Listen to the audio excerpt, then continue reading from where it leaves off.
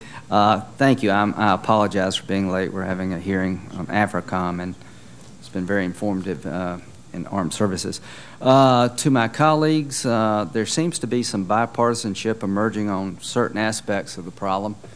Senator Flake, Begich, and Pryor, we've come together to try to fix a problem I think everyone would agree needs to be fixed. There was a young lady who's a paranoid schizophrenic, clearly mentally unstable, tragic figure in many ways. In 2005 in South Carolina, she was arrested, indicted for threatening the life of the President of the United States and members of Congress.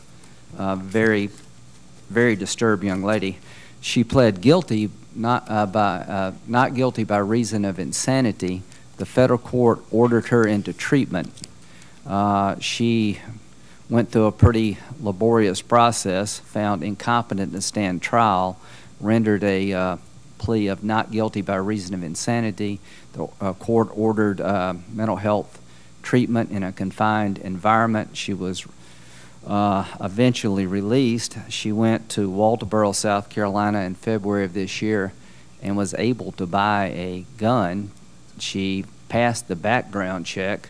The system did not record the fact that she'd been adjudicated mentally incompetent, a danger to herself and others.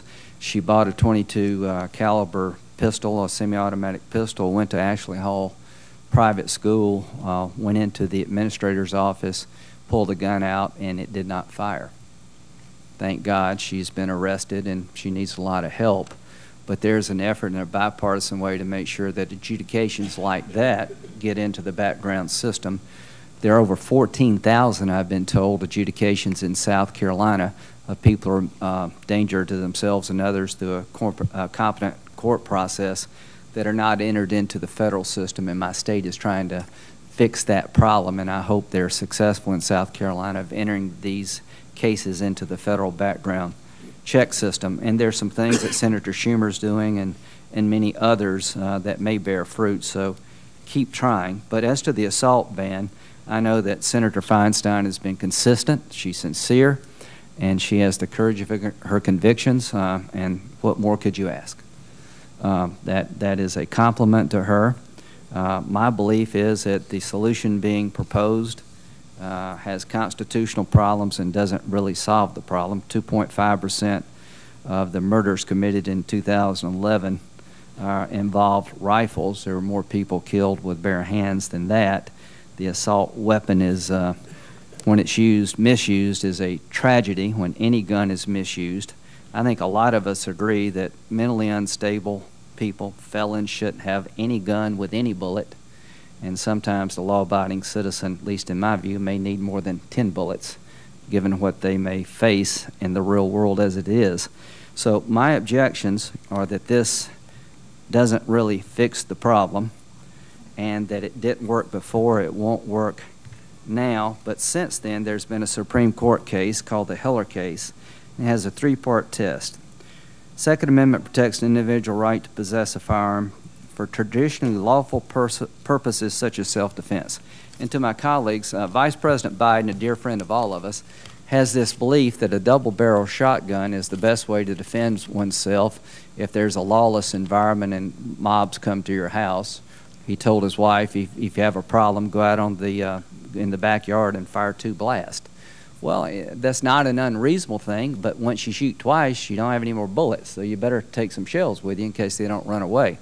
My belief is in an environment where the law and order is broken down, where it's a hurricane, natural disaster, earthquake, terrorist attack, a cyber attack, where the power goes down and the dam's broken and chemicals are being released into the air, and law enforcement is really not able to respond and people take advantage of that lawless environment.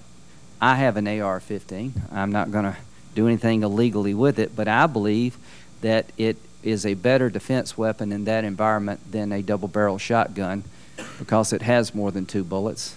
It's an intimidating looking weapon, and the home with an AR-15 is probably better protected from a gang than a home without a gun, and in my view, a double-barrel shotgun. But that's just my opinion. You can certainly disagree. I just think what I'm saying makes sense, at least in my mind, is not irrational. Common use at the time, there are over 4 million AR-15s in circulation. I happen to have one of them. I would say that's common use. Dangerous and unusual. Absolutely, an AR-15 misused is dangerous like almost any other gun, but I would not say it's an unusual weapon since so many people have decided to buy the weapon. So I will be voting against the legislation. I didn't think it worked before. I don't think it will work now. I think it misses the mark of what the real problem is. And after Heller, I really doubt the constitutionality, and I'm very disappointed our Attorney General couldn't render an opinion on this. So thank you, Mr. Chairman, for allowing me to speak.